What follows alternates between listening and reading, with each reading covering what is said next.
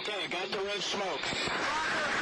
Gun runs north to south, west of the smoke, west of the smoke. Okay, copy. West of the smoke. I'm looking at danger close now. Come on with it, baby. Give it to me. I need it.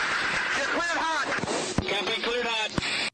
Good morning. We are off and running, constantly looking over my shoulder. I did an ad read. I've already got Monday's stuff prepped and ready to go because we're going to be at a jiu-jitsu camp in Bozeman, hanging out with my middle son as well, and did a good portion of an ad read. Looked over. It's very easy, too. I just off camera, maybe one day I'll do a tour of the studio if people are interested.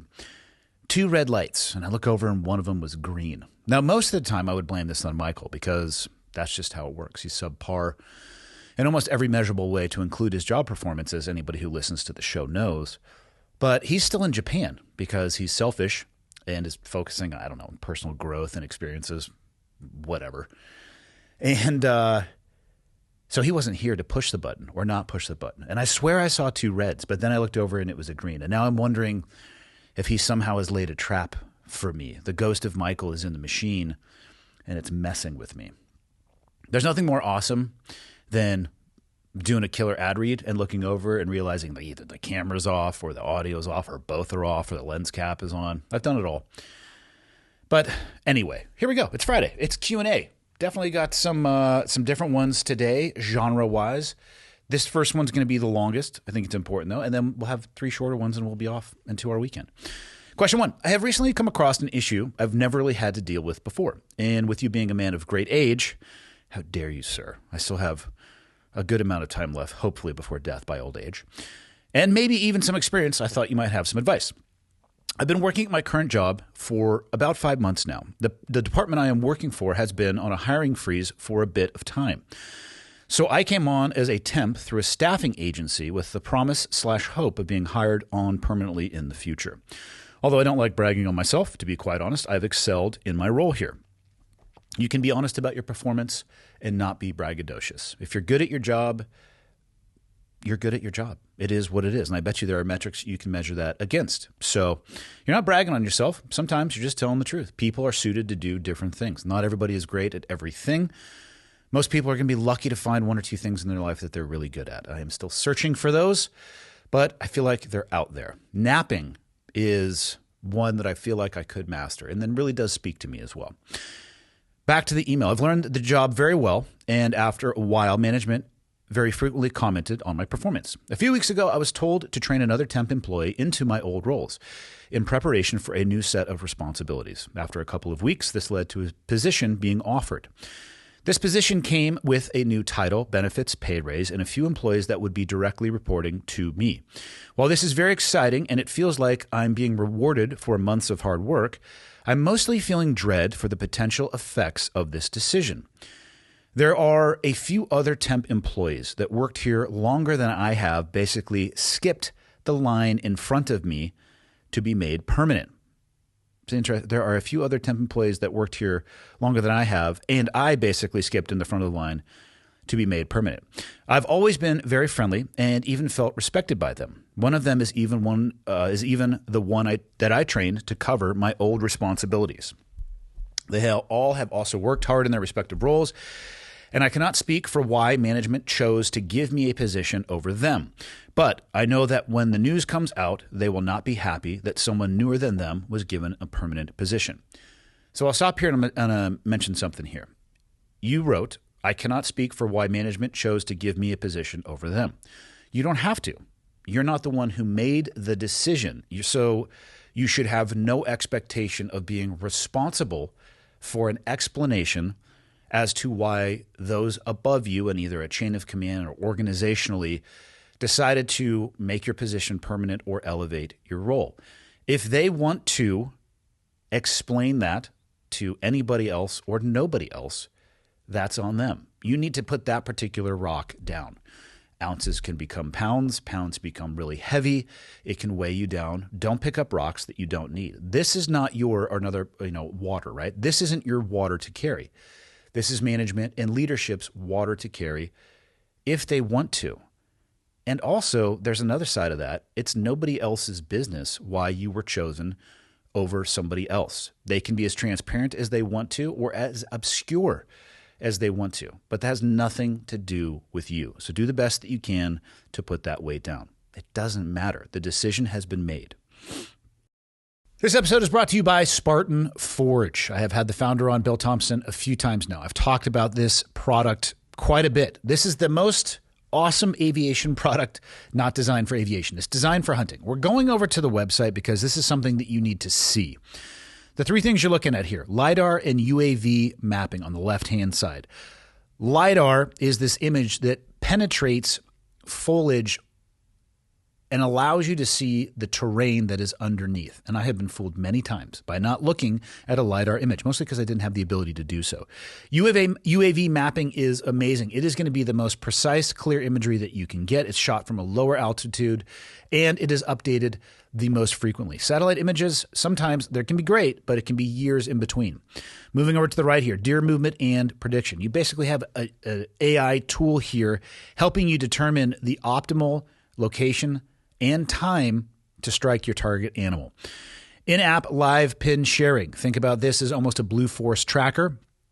Scroll down here. Again, this is the difference in a LiDAR image on the right and a traditional image on the left here.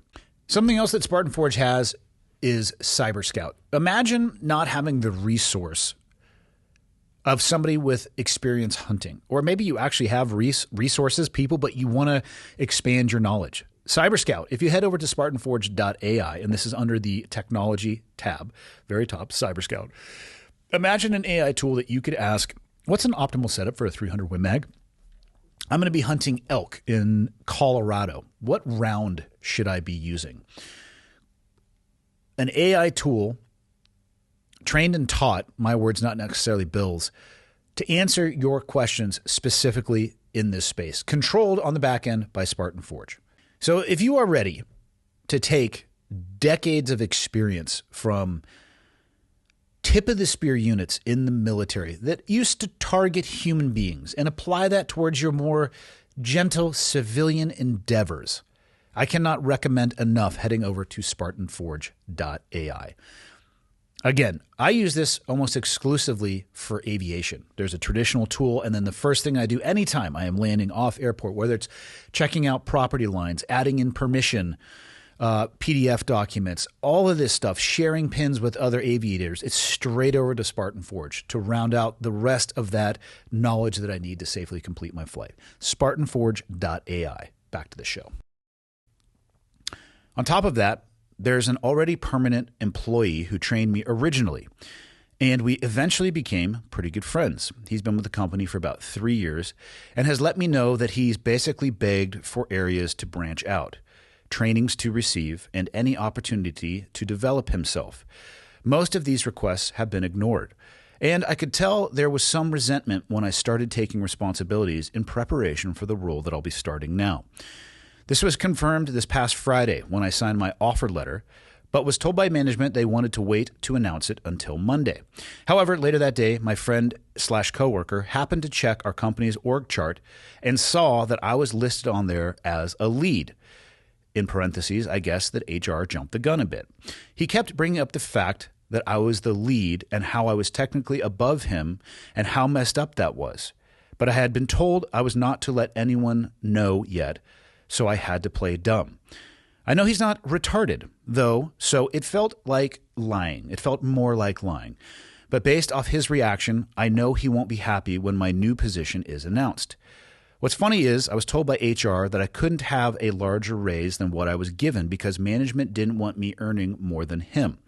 But I can't tell him that because of his pay being confidential information. So I suppose my question is, how do I deal with this potential fallout? I know in your previous job you were surrounded by large egos and your leadership capital, a Jocko term I know, was driven by performance. So I'm hoping for some advice from someone with more experience in leadership than me. Luckily, my direct reports like me, in parentheses for now, and I have made it clear that they will have no issues, and they have made it clear that they will have no issues with me giving them direction, which most of them have been at this a bit longer than me, so I feel I have much more to learn from them than what I can provide them. But I'll try my hardest to make their jobs easier and more efficient. But my largest concern is my peers, the other temporary employees and permanent members who will resent the progress and opportunity I have been given, and I guess I'm looking for advice into how to navigate this situation. Maybe if you want, you could also ask Michael how he feels that a man pushing 50 can beat his ass on the mats and vocally sparring. I'll ask Michael that on the next Friday episode. Maybe I'll do a little cut and paste of that. And he'll just look at me and be like, whatever. Or maybe he'll find it inside of him to talk a little bit of smack and say, well, it's just because I'm not actually trying. That would be the move. If he took that move, a small fire of pride inside of me would be ignited because he's learning. But she is learning, and he's a great kid. But we'll save that one for another one. Okay, there's a little bit to unpack here. Actually, there's quite a bit to unpack. So let's start with this. I know in your previous job, you were surrounded by large egos, and your leadership capital, which again in parentheses says Jocko term I know, was driven by performance. I wish that military leadership was driven by performance and merit. Now, to the ego side, everybody has an ego. This is something that I hear people say, and it's something when I publicly speak, when I talk about the characteristics of a leader that are very beneficial. One of them that I discuss is ego. It's not a matter of whether or not you have an ego or you don't have an ego. If somebody tells you that they don't have an ego, they're just lying or being dishonest, depending on how polite you would like to be with the term. We all have an ego. In a leadership role, and this will serve people well in any phase of their life, even if they're not in a leadership role, it's about keeping your ego in check. And specifically in a leadership role, in my opinion, it is about detaching your ego from your decision-making process. Don't be the guy making decisions or forcing a plan into a suboptimal situation, trying to force a result because you want to be the guy at the end of the day when they ask, man, whose plan was that? Great job, that you get to raise your hand. Don't be that person. That's an example of an ego working its way into your decision-making process. It can be catastrophic, especially in a leadership role. But there's a second part of your sentence here. Leadership capital was driven by performance, or how about even the leadership roles? The military, in so many ways, can be driven down to an Excel spreadsheet. How many years have you been in? It would be on the bottom axis, the lateral axis. What's your rank is on the vertical. And you go like this, and then you come up, and where do the two meet? Officers have a lineal number, I think is what it's described as. And that is an actual number of where they fall into the rank hierarchy. Let's say you're an 03 or a lieutenant in the Navy. There is a senior 03 in the SEAL community and the Navy, and a junior 03 in the SEAL community and in the Navy. And I wish I could say that leadership roles were only given based off of, it was a meritocracy, but it's not. It's oftentimes given based off who is next. So I have said this many times. The best leaders that I ever worked for were in my time in the military. And in the same breath, I will say that the worst leaders that I ever worked for were in the military. Both of those entities were known before they got into those leadership roles. What do I mean by that? There was the reputation surrounding the great leaders, and there was the reputation surrounding the ferocious turds. But when it was their time in the chute, because they were next, you could push it off a little bit and move people around. But there's a point in time where somebody, because of their lineal list or where you land on the enlisted side or where you are in the advancement cycle, you're going to get the job. So I wish. Now, the leadership capital aspect, yes, that's going to be based off of performance for sure.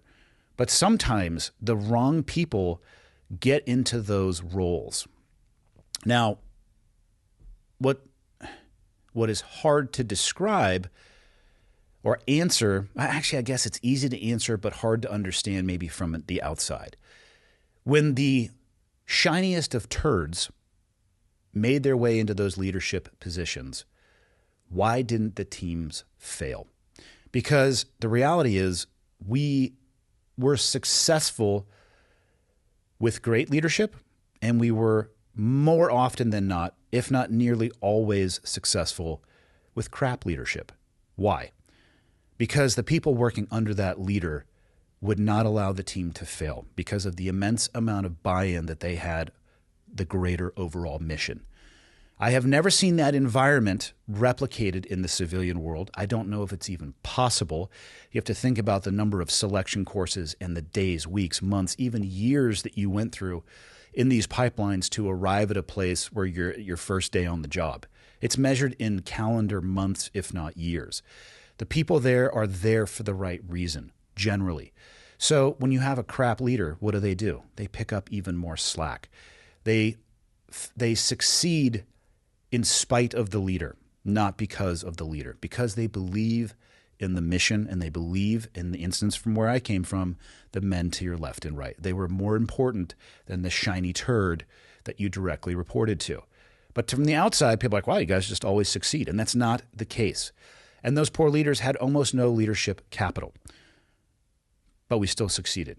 I have not seen that in the civilian world. What happens in the civilian world, what I've seen more often than not, is people will allow the team or organization to fail because they really don't care.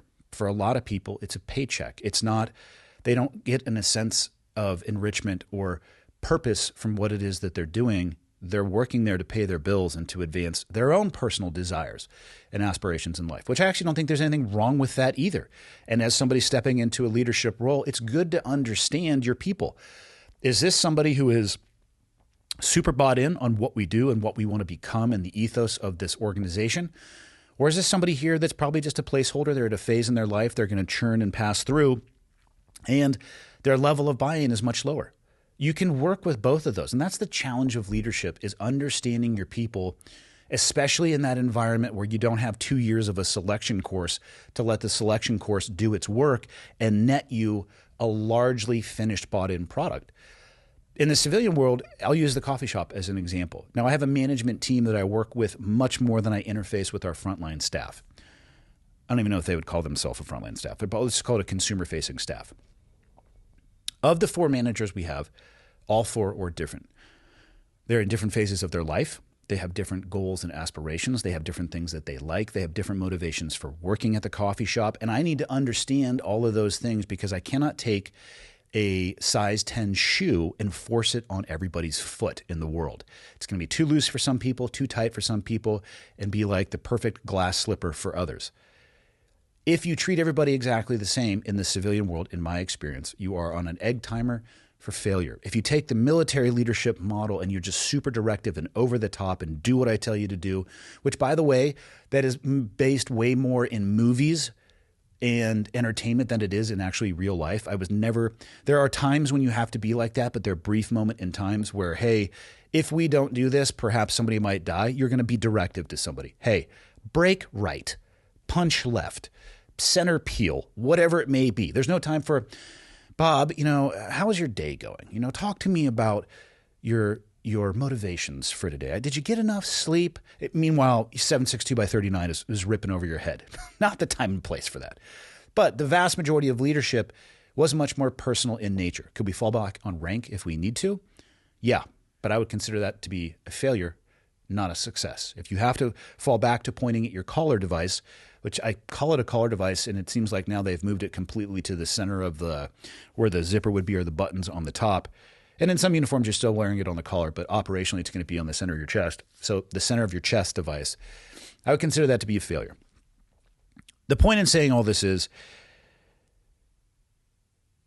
you are going to be working with a group of people that has a vast difference in experience and reasons to be working where they are and the goals that they may have in working in that organization. You hit it on the head when you said, let me find it, that most of them have been at this a bit longer than me, so I feel like I have much more to learn from them than what I can provide them. That's a great realization. There are leadership challenges, specifically, I would say on the officer side in the military, where you're going to get an officer who is very junior in nature, not by rank, but by experience. They will have been in the military, and again, I can only talk about the SEAL community in this, but your OIC in a platoon is going to be a lieutenant. Your AOIC is probably going to be a Lieutenant JG, which a lieutenant is an O3, a JG is an O2, and then an ensign would be an O1. The butter bar, the silver bar, and then 2 silver bars would be the lieutenant. Imagine the mental headspace and stress mentally and on performance, because a lot of things that we did in the community were performance-based, of, let's say, the AOIC, the assistant officer in charge, who is senior to every enlisted SEAL at the command, to include the command master chief. Now, the rank structure, trust me, the AOIC of a platoon is not walking up to the master chief and telling him what to do. That'd be a good way to end up going home with a black eye, or spending some time in a locker covered in shaving cream, which is something I'll cover in one of the subsequent questions. But in the platoon, let's say the platoon breaks into 2 elements, and now you have 2 of 8, or 2 of 10, or 2 of 12, depending on the size of the platoons these days. That AOIC is now in charge of everybody underneath them, and everybody underneath them is probably going to be, there'll be some people on their first platoon, but there's going to be a bunch on their second, third, fourth, fill in the blank. So senior by rank, junior in every aspect by experience. What do you do in that situation? It's a leadership challenge. Well, you've already identified that you're going into that. And my best piece of advice to you is this, is don't try to go into the office on your first day and be Thor with his hammer, swinging it as hard as it can possibly be. The best leaders that I ever worked for made no attempt whatsoever to be the smartest person in the room.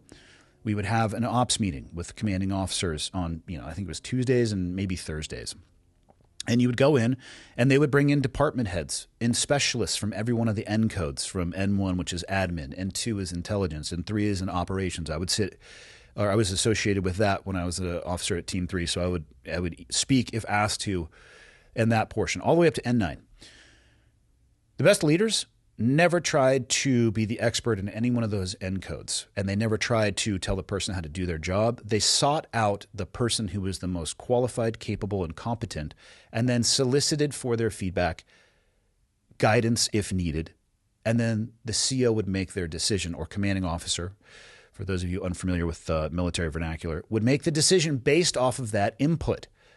So again, the N1 and through N9, they are authorized to make decisions inside of their departments, for sure, up into a level.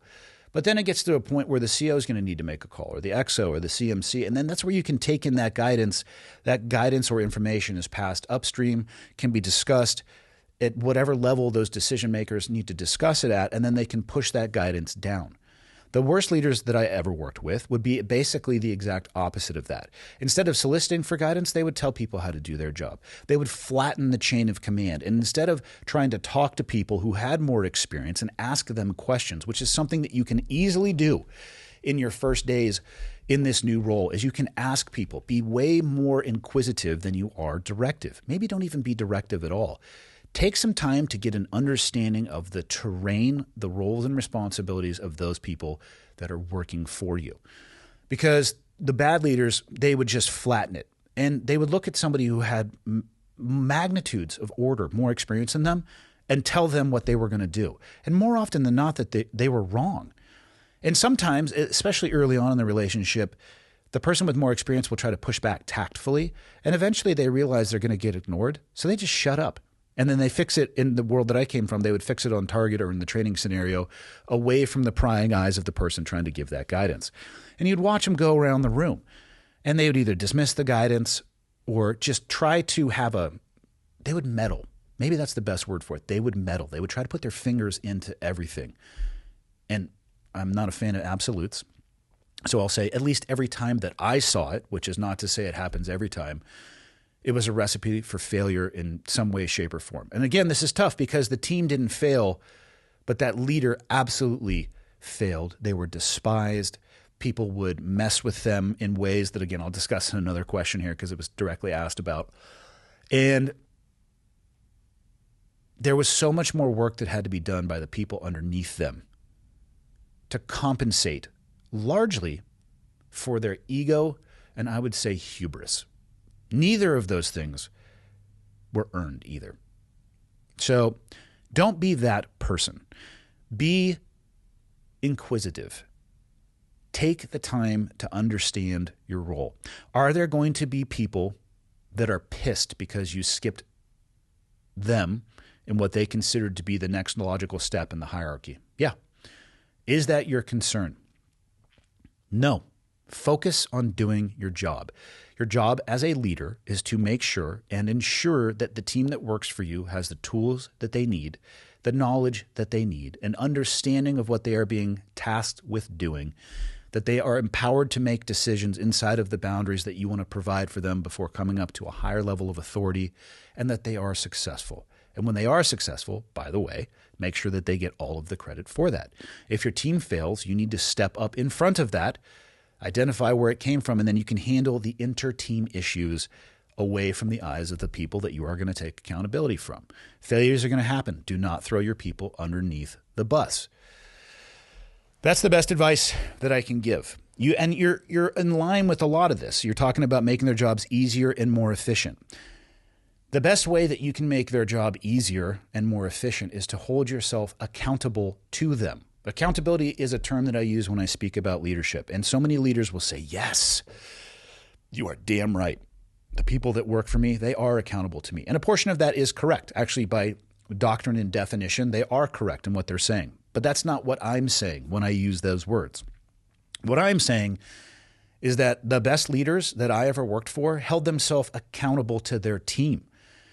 They made sure, let's say there was we had a failure in a training evolution that was more than just a one-off. Maybe it hit the point of not being like a repeating problem, but it happened more than once. There was a trend. Okay, what's going on here? What's this trend caused by? Do you guys have the knowledge that you need? Do you understand the problem, and do we understand the potential solutions? Is this an equipment deficiency? Do we need more time training? Is this a communication issue or error? And once you identify that, you hold yourself accountable to your team by making sure that they have the tools or education and knowledge needed to solve the problems that they are being faced with. It's not necessarily your job to make their job easier and more efficient. I would say it is your job to hold yourself accountable to the team to make sure that they have the tools that will allow those things to happen. Easier, I don't know if I'm a fan of that word. I get what you're saying, but more efficient for sure. How can you make things more efficient? Knowledge, equipment, the combination of the two, practice, training, all of those things. As a great leader, make sure that your team has those things. Your biggest concern, your peers, the other temporary employees and permanent members who will resent the progress and opportunity. You know who they can take that up with? The management and leadership. Do you know what they can do if they don't like it? They can leave. Or, here's a thought, double down on your efforts and perform better. So the next time that an opportunity like this presents itself, maybe they're the one being considered as opposed to being the one passed over. It's not uncommon. You mentioned this about the person who saw the org chart, which, by the way, releasing an org chart publicly that was not supposed to be talked about or released, that's just an error on the HR department side. I mean, be better, right? Be better than releasing the org chart, especially if you ask the person getting the promotion not to talk about it. Just be better. Small error can be corrected. Hide a password. You know what I mean? Whatever it may be, there's easy technical solutions to that. But it's also not uncommon for that person, let's say that they hadn't seen that particular org chart because it's just a level of resentment with that. But they say, I keep asking for more. I keep wanting to do more. I keep asking for opportunities. That's great that people do that. But here's the reality that a lot of people have a hard time swallowing. Sometimes humans suck. And just because you want to do more doesn't mean that you are the right person to do more. There is a bell curve of performance, and every team, to include the most high-performing teams on planet Earth, are going to have a bell curve. If you have a team of 10 people, you will have a number 1 performer, and you will have a number 10 performer. And in this case, number 1 is the best and 10 is the worst. Now, on teams that have gone through an immense level of training and selection processes, yeah, your number 10 guy is going to crush most teams' number 1. But in comparison to their peers, there's still a 1 and there's still a 10. Am I going to give a guy or gal who I have identified as being a number 10 because of their performance and what appears to be their limitations as a human being more responsibilities in a leadership role just because they ask for it? The answer to that is it depends. It depends on what is available, and it depends on the other people that are filling out that team. Just because somebody asks for something, and also, by the way, remember that you're only hearing this from one side. Management may have a completely different side to the story that you're hearing. It's great that they want more. Some people have an IQ that is more fitting for a thermostat than it is for a leadership role. Some people are communicators that exceed my understanding of the known languages on earth and vernacular. And others could not get a point across if their life depended on it. And that's not a value of a person. What I'm just saying is that people are different. And you, in a leadership role, might have to start making these decisions. And what do you want? When it comes, let's say there's two people available to you in this leadership role. One of them is somebody who's just constantly telling you, I want to do more, I want to branch out, but their performance sucks. And it's not because of a lack of training. It's not because of a lack of you being accountable to that person and making sure that they have the tools and the knowledge and the training and the reps, etc. It's because what they're asking to do is beyond their capability. So you have that person to choose from, or somebody who comes to these things a little bit more naturally, that dominates and overperforms that individual every single time with way less investment. Which one are you going to give the role to? I know who I'm giving it to. I'm giving it to the person who performs. Is that fair? I don't know, because I don't believe that life is fair. I believe the fair is in Iowa, and it has cotton candy and a merry-go-round. And if you want to go to a corn maze, go there, because life isn't a corn maze. Some people are better at things than others. That sucks to hear. You think I like getting beat at stuff? Do you think anybody likes losing or being beat at things? But guess what? I'm never going to beat an NBA player or professional athlete of any kind in any sport that they do. I'm never going to win a chess championship. I barely have an understanding of the English language. Sorry, that is what it is. And people are going to dominate me at their core competencies that they have the time, experience, reps, and propensity for. And I don't like that. It's not fair. Who cares? Not the world, I can tell you that much. So just keep that in the back of your mind from a leadership perspective. Focus on what it is that got you looked at for this new role to begin with. Take care of your team. If there is pettiness around or resentment, don't engage. Perform, and everything is going to work out okay. And that's all I have for question number 1.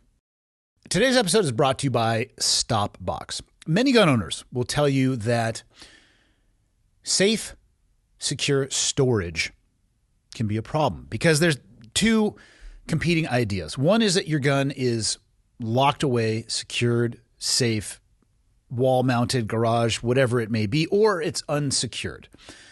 I'm here to tell you that there is a middle ground. That middle ground is called Stopbox. If you don't want to choose between readiness and security, or you want a solution that contains both of those, then the Stopbox Pro is for you. Now, I opened this thing up, and I'll show it again closed just for size. This is an iPhone Pro. So you can see what it has as far as storage goes. This is tough with two hands, even trying to show this for the podcast audience. Close this bad boy up. For the video people, you can tell this is the size that we're looking at when it is closed and secure. You could fit a phone in there and your firearm. I don't know why you would put your phone in there. If you want to, you could, though. The push-button locking system gives you fast, reliable access when every second matters, without the hassle of keys or the reliance on batteries. It's 100% mechanical, so it works every time, no power needed. Traveling with peace of mind is easy because the Stopbox Pro is TSA compliant. You can put this bad boy in your checked luggage, right? Not carry-on, checked luggage, and you can travel with ease. For a limited time, listeners are going to get a pretty crazy deal. Listeners are going to get 10% off your entire order when you use the code ClearedHot. And right now, Stopbox is also running a deal on their most popular bundle, the 2-pack, which saves you over 30% and comes with a free accessory and shipping. That's 10% off and a big bundle discount when you use the code ClearedHot at StopboxUSA.com. Discover a better way to balance security and readiness with Stopbox. Back to the show. Question number 2, as promised, changing gears, and this one ties in a little bit to what I was mentioning in the first question. Andy, I enjoy the podcast, especially the Full Auto Friday segments. I think you have a calm and measured response with some humor sprinkled in that really makes the responses impactful. I hope so. People keep sending in questions, and I love them because it forces me to really think deeply about things that, quite frankly, I didn't before. All right. Well, most of the topics are pretty heavy and you're imparting some great wisdom. I would like to ask a different type of question. In your episodes, especially when you're talking to guests from your old profession, you sometimes mention practical jokes were common. I believe there was a mention in one of the episodes that some of the best pranks happened in the cage area. I would enjoy hearing about pranks you pulled, witnessed, or were a victim of. Additionally, could you begin to pull some pranks on Michael? You know, I like this question, and perhaps just that sentence right there is why I selected it. I will talk about some pranks, and at the end of that, I think most people can realize that they would be wholly inappropriate to do to Michael because the things that we did to each other were horrible and awesome at the same time. Maybe get revenge for the prank he pulled with the mic settings, which are both still red. We're still good. Okay, pranks, man. Okay, I'll start with this. Everything I'm about to say is, of course, hypothetical because people that care about each other would never do things like this to one another, even if it was good-natured, good-humored, and payback for somebody hypothetically doing something to them. So, and there's two aspects of this. A lot of people, they've asked me before about hazing and the role that fills. I do actually think that there is a place for it. The intent behind it matters. The management of it matters. The condition of it matters. Can it be taken too far? Absolutely. Can it have incredibly negative consequences? Absolutely. Can it have incredibly positive and cohesive consequences? Absolutely. But this isn't about the role of hazing. Let's talk pranks. Let's start with some easy ones that would have been, had these actually happened, been my favorite. So cage areas, and again, I can only speak about, I'm super dated, right? I have no connection to the active duty community anymore. When I was in, the cages were made basically of chain link fence. And so you'd have these rows of cages, and they were exactly a cage. They'd usually have a sliding door with a lock that you provided. And I guess I saw some that swing, but oftentimes there's basically a hallway. And so if you were to swing a door open, it would be problematic. So a lot of the times they were sliding. However, I did see ones that were swung open. Not everybody enjoys practical jokes as much as others. And if you stayed out of it, at least in my experience, you were left out of it.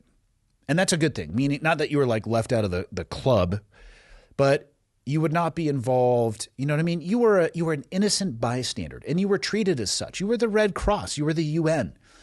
But if you wanted to get into the trenches, you had better be ready to be into the trenches. And there's no dipping your toe into a hot tub. This is a cannonball. You're going to go all the way in. So hypothetically, some things that you could see that I found to be fantastic. We had access to flashbangs, which is a device.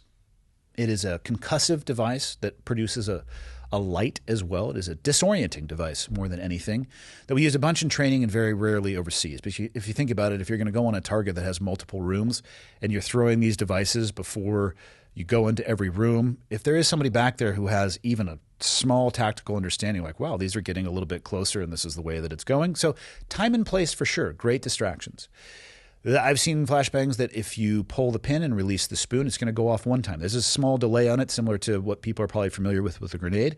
And then I've seen some that go off multiple times. The most I've ever seen is a nine banger. And I tell you where they can fit well that people may not notice, and that's underneath shoes or boots that are on a cage floor. So if somebody wanted to, they could prime one of those bad boys and put it into a place where an unsuspecting person who obviously deserved it would pull out their shoes in the morning to get ready and be awoken with unprotected eye pro and ear pro, which isn't safe at all. In close proximity to a 1 or a 9 banger going off. And I tell you what, I have a coffee in front of me. I enjoy my coffee iced because it allows me to consume it faster. But you know what wakes you up faster than a nice coffee? A 9-banger going off in your cage. Does it move around a little bit? Does it damage things? Could it probably start something on fire? Absolutely. And I think that makes it even better. So that could be an opener. Actually, there's other things that would be underneath that. I've seen zip ties, like plastic zip ties. I've seen several, I didn't actually count them, but I would assume several hundred, talking about these sliding doors. I mean, every inch of the door was zip tied to the adjoining piece of metal, which you can, of course, undo. But man, that would be time consuming. Sometimes the breachers have access to torches and welding material. I have seen cages legitimately welded shut. That's a little bit more of a problem. I have seen Zodiacs, which is an inflatable rubber boat. They have hard floor compartments that can be put into them. They're deflatable, and they have individual sections that they're baffled off, for lack of a better term. So that way, if you have an issue with maintaining pressure in one, it doesn't sink the entire boat. It's a pretty smart design. But you can open them all up, and you can roll it from front to back, pushing all of the air out. And it actually can go into, it's not a small space by any stretch, but it would look like a rolled up sleeping bag, except way, way bigger than that. Scuba tanks with just compressed air is a great way to open that up. There are foot pumps, and you have those foot pumps with you at pretty much at all times when you're in the boats, just because it's a backup mechanism to inflate them. But let's say you wanted to roll one of those up and you could put it inside of somebody's cage with a scuba tank and crank that thing open. It is going to expand to maximum capacity regardless of what is standing in its way. Is that destructive to somebody's gear? Not like destructive, but if you have an anal retentive person that cares so much about knife cutting edges in between their t-shirts and socks, would it scramble their eggs? I think so. I think it would. I have heard of, we can take this even farther to things that probably are health code violations and why hepatitis B still exists, or C. Dixie cups, white styrofoam Dixie cups that people would take a dump in, a nice big growler, and then put it into the freezer. Wait until it freezes, punch holes in the bottom of the Dixie cup, and then put it on the top of somebody's cage so it would thaw and then slowly drip down over time. That's a good one. I watched people who were engaged in this type of warfare, allegedly, leaving their cages open and having their entire selection of camouflage pants and tops taken to the airloft, where every leg was sewn shut, every sleeve was sewn shut multiple times, usually at around the knee area, because that way they'll try to put it on and they lose their balance and they fall over it. It takes forever to pick the stitching out. What else? Shredders. Top secret shredders produce a product that is so fine and thin. And you could, if you wanted to, climb on top of somebody's cage and dump the entire contents of a TS shredder on everything that they have in their cage. You could also, if somebody left the sunroof open in their car, fill it to the absolute brim with every TS shredder bag on the base, to the point where years later when they turned on their AC, it would still puff out a little bit of shredder material.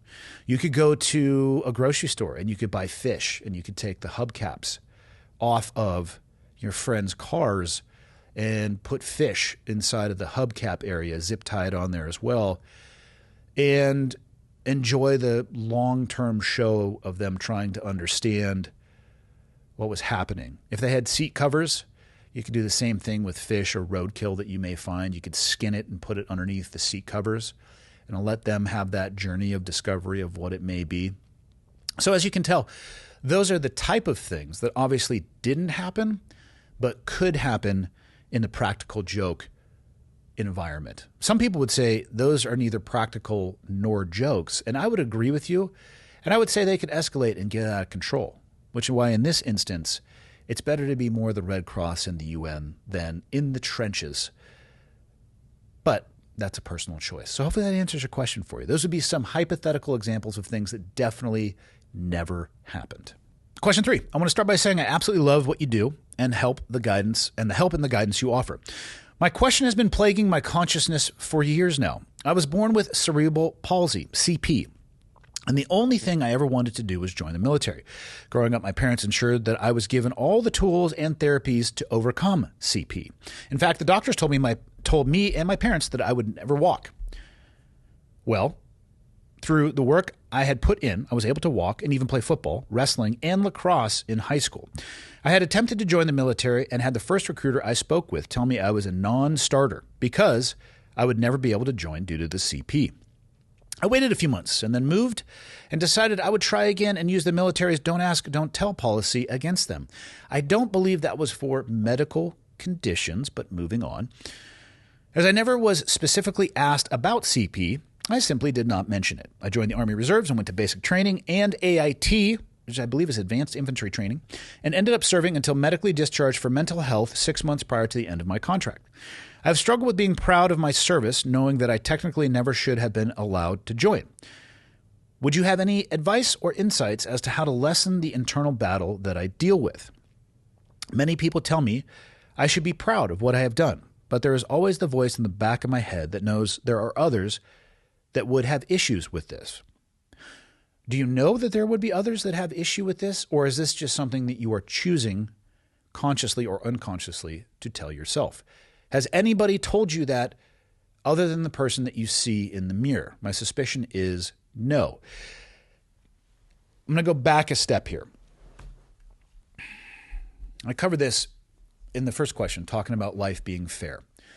It isn't. This is an example of something that you had absolutely no control over that is, of course, a disqualifying genetic condition or medical condition from military service. Is that fair? No. Why does that disqualification exist? It's because of the severity of the job that you were applying for, volunteering for. In my mind, everything has to be drawn backwards. Standards and expectations, reverse engineered from the real world execution of your job. And in the military, regardless of the branch, it is a profession of arms. In my opinion, people can argue about that if they want to, just a single person's opinion.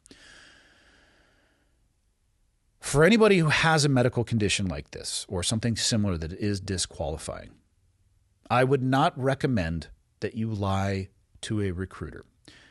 Do what you want to with your life, suffer the consequences of your decisions writ large, well beyond just your ability or desire to join the military. But if you have something, a condition that may impact your ability to perform at a time and place and severity that you may not be able to control, there is a reason that it is a disqualifying factor. So, you are free to make the choices you want to. It is my advice for somebody with a disqualifying position, or a condition, I should say. Do not take the path that this individual did, because I'm sorry, the job and those serving in the job are more important than your desires. And you may not want to hear that, but I've covered this many times on the podcast today. Life isn't fair. So, back to this actual individual, though. You made the choice you made. You served. Not sure exactly as to why you were discharged other than what you put on there, 6 months for mental health. You didn't mention anything more about that. I'm not going to hypothesize, but it would seem like up until that point, you served honorably and accomplished what it is you wanted to accomplish. Why you are aware that you technically should have never joined, but you're also aware that you made the decision to go around that. It does not appear that there was an issue with your service. And again, I don't know the exact conditions or situation around your discharge, nor does it really matter. That's your situation. Why pick up the rock or the bucket of water or any ounce of weight associated with either regret for something that you can't change or struggling to feel proud about doing the job that was asked of you? unless you were not able to do the job that you were asked to do, which it sounds like you were. You didn't mention that you weren't. What is there to not be proud of? You can tell people, if you want to, that you served. You don't need to tell them the reason for your discharge. If you got an honorable discharge or an administrative discharge, whatever it may be, that's your business, unless you're applying for a job, right? You need to be honest. If you're being asked directly about it in a professional capacity, you need to be honest about the reason for your discharge. But other than that, it's not really anybody's business. So the biggest impediment that you have is the person looking at you in the mirror. You are choosing to focus on the voice in the back of your head that tells you there might be somebody out there who has an issue with this. So what? How much free rent are you going to give that hypothetical person that you haven't met yet in your head? Why would you give him an inch or an acre or anything in between? I would, if I were you, go find somebody to talk to. Not because I think you have a continued mental health issue, but because somebody who is way more educated than me in this, who does this professionally, will be able to give you the tools so you can interrupt that internal monologue. Because that internal monologue is you talking to yourself. And I am as guilty as anybody else, and maybe even more so, of being capable of a horrendous inner monologue that actually likes to get worse as I spiral down. And I've talked about this before on the show too. One of the things, immense amount of help that I receive by talking to counselors and therapists is an ability to recognize early and a tool set, a personal tool set that I can apply against this decline to at least shallow it out or off-ramp off of that negativity cycle, which, by the way, is so easy to say the world is causing me to feel like this. And it's this horrendous internal conversation.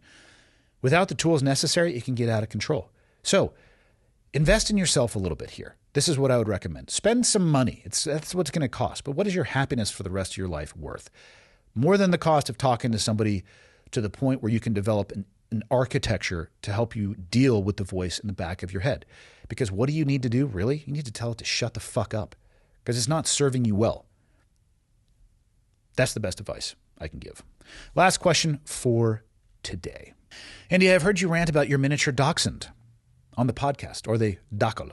In the last 6 months, I've lost 2 dogs whose combined weight was about 200 pounds. First off, that sucks. I'm sorry. For those of you who've never had a dog, you may not understand love because it is awesome and unconditional. One was a lab who died sleeping in the front yard. The other was a wolf mix who had diabetes and needed twice daily insulin injections before needing to be put down. Damn. I'm pretty happy to be dog-free right now, but your unbridled enthusiasm for your very small dog is intriguing. My question is, what are the specific benefits of such a small critter? I'm used to a dog that chases wildlife and literally drags deer carcasses into the yard. Can such a small dog be alone outside and not be carried off by birds of prey or attacked by chipmunks? I have 3.5 acres of land in a rural area. Wildlife is common. I miss my dogs and I'm curious about a new one. Should I consider a micro pet? There are birds of prey. Like if I lived in a place where like bald eagles were out there and like large birds of prey, I would actually be worried about javelin. I don't know if the bird of prey would choose to attack him given the other wildlife that is around, but I kind of would be concerned. So I would say, in my opinion at least, and I'm an N of 1, I wouldn't recommend leaving a dog like a miniature dachshund outside on 3.5 acres. Especially if other wildlife is around. I would leave them in the house. Is it possible that you could do that? Yeah, I don't know if it'd be a great idea without fences, though. So the dachshund breed specifically was bred to go into tunnels and kind of go after rodents. They're very headstrong. Javelin understands all of the commands that we give him. He will look at you. You will see in his eyes that he recognizes it. And then he will look at you with his eyes and tell you to fuck off and go do what he wants to do. Because that breed is designed through breeding to make decisions in small tunnels by themselves. They're very headstrong. They're super smart. But on the other side of that, they're very emotional. So if you left him without a fence on 3.5 acres, I feel like he might go on a walkabout. So I wouldn't necessarily recommend that. And it sounds like your situation maybe it wouldn't work just based off of where you live. Could they be in the house for a full day, 8 hours? Man, I wouldn't necessarily recommend that either. So this may not be the right option for you. But why do I love them so much? Dachshund owners specifically, and for clarity, dogs are one of my favorite things. I love all types of dogs. My daughter happened to have a miniature Dachshund. And it was my first exposure to a small dog like that. And I didn't think I was going to like it because I thought it was a little rat. And his name is Chachi. He's still alive. Chachi was the best. Super loving, loyal, cuddly. He's like a little pocket creature. You can pick him up and you can take him anywhere. And among the many things that I lost in the divorce, I lost Chachi. So when Leah and I were talking about getting a pet, the only thing that I actually recommended was a mini Dachshund. And if you talk to somebody who's owned one before, they're so cool. And I'll let other people describe their own experiences. They're an absolute pain in the ass. They bark at everything that is there and most things that are not there. They are absolute attention whores. You cannot pet them enough. Personal space doesn't exist. And all I can say is you'll absolutely love them for it. So Leah, this will probably blow people's minds. Leah had never had a dog at all growing up in life. So we get Javi, who is his nickname for Javelin, obviously. And I've asked her many times, like, what do you think about having a dog? And she has said, I didn't know that you could love something so much. To which I said, looking at her like, what the fuck? What about me? Hopefully you feel that way about me. She's like, oh, yes, of course. But also I love this dog so much. And I get it. Because as much of a pain in the ass as he is, they're so loving. And they're all up in your business. And we just got back from a wedding we landed in Mississippi. We were in Louisiana. He came with us, travels through the airport. We got slings we can carry him in. He's got far too many outfits, my God. He has too many bags as well. And just accoutrements that go with the bags as well. And they're convenient. Rides around in the car with me. I haven't gotten him up in the helicopter yet. I want him to have a good experience because I don't want to scare him away because I want him to be my co-pilot. Because I've seen videos of people flying with dogs that are co-pilots and it's amazing. But that's where the enthusiasm comes from. For us, where we live, like right now, we rent a townhouse. It's a 1,400 square foot townhouse, gated, fenced backyard, area that he can go to the bathroom, all of these things. I'm not leaving him outside for 3.5 hours in the summer months. We'll leave a crack in the door, but he's contained by that yard, so it works for us. When we're looking at moving out of that place here within the next year, but that'll be a consideration. What does the yard look like? It's going to need to be fenced for him because he is just an explorer by design. That's what the breed is. So consider a micro pet. Yes, absolutely. Is it the fit for everybody? No. But if you can make it work, would you love it? I think so. But also, I'm biased. And I still do miss Chachi. Chachi and Javelin have met each other one time. The elder wean and the junior wean. And they just looked at each other and sniffed each other's butts. And then Chachi went and jumped on the top of the couch. So Javi couldn't harass him. And that was it. And I'll see you all on Monday.